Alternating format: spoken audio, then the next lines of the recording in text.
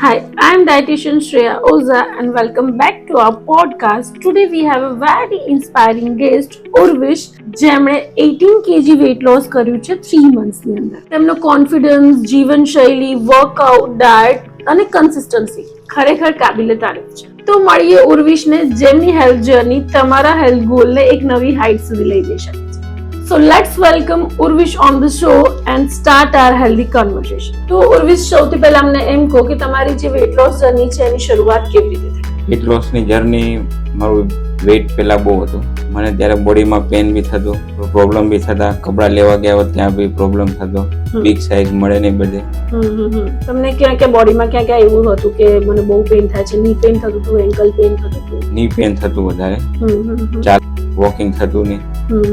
Plus કે ટૂરમાં ગયા હોય ત્યાં બી તકલીફ પડતી. પછી મેં વિચાર્યું કે હવે મારે વેટ લોસ કરવું જોઈએ, એટલે પછી મેં વેટ લોસ નું સ્ટાર્ટ કર્યું.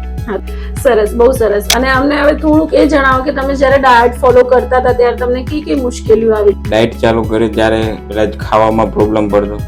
પેલા બધું જ ખાતા, પછી એક સાથે બધું ખાવાનું સ્ટોપ થઈ ગયું.